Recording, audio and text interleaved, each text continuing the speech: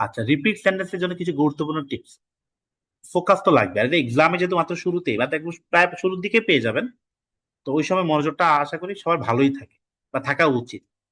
আমি যেটা একটা জিনিস খেয়াল করছি, আমি যদি বাক্যের অর্থ মানে জাস্ট শোনার জন্য শোনা না, শুনেই বলে দিবে ব্যাপারটা এমন না, শুনতেছি মনে মনে জপতেও ট্রাই করতেছি, বাট মিনিংটা বুঝে বোঝার চেষ্টা করতেছি।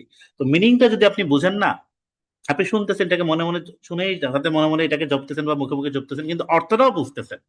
অর্থ বুঝে শুনলে কিন্তু আপনার শব্দ মনে রাখার চান্স বেশি থাকবে, তাই প্রতিটা শব্দ ধরে মনে রাখার চেয়ে মূল ভাবটা বোঝা বেশি জরুরি। সেটাই আপনার মেমোরিটাকে শার্প করবে এবং আপনাকে বেশি কন্টেন্ট মনে করায় দিবে। বাক্যকে কয়েকটা অংশে ভাগ করতে পারেন, দুইটা তিনটা চারটা অংশে ভাগ করে মনে রাখতে পারেন। হয়তো আপনি শুনছেন he will go to the market the day after tomorrow, বের মধ্যে সাথে okay he will go to the market the day after tomorrow, তিন ভাগ, he will go to the market the day after tomorrow. Audio record start হয়েছে he will go to the market the day after tomorrow, right?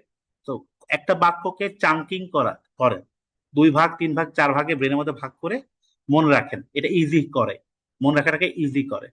Are very very important, audio শোনার সময় চোখ বন্ধ রাখবেন। চোখ বন্ধ রাখলে মনোযোগ বাড়ে। আপনি অডিও চলবে, চোখ বন্ধ রাখবেন, শুনে মনে মনে বা মুখে মুখে জপে ঠিক রেকর্ডারের বিপ সাউন্ডটা পাবেন, সাথে সাথে বলে দেবেন। তাই চোখ বন্ধ রাখলে কি মনোযোগ নষ্ট হওয়ার চান্সটা অনেক কমে যায়। আর শুনতে শুনতে ওই যে বললাম না, জপা, মনে মনেই হোক বা উপরে মুখোমুখি হোক, কোরাস করতে হবে, না তো ভুলে যাবেন। আর স্বাভাবিক উচ্চারণে কথা বলেন, অনেক হাই ফাই অ্যাকসেন্ট মারা ট্রাই করবেন না। নিজের স্বাভাবিক উচ্চারণে, অবশ্যই স্ট্যান্ডার্ড সঠিক উচ্চারণে একটানা কথা বলেন, ভেরি ইম্পর্টেন্ট।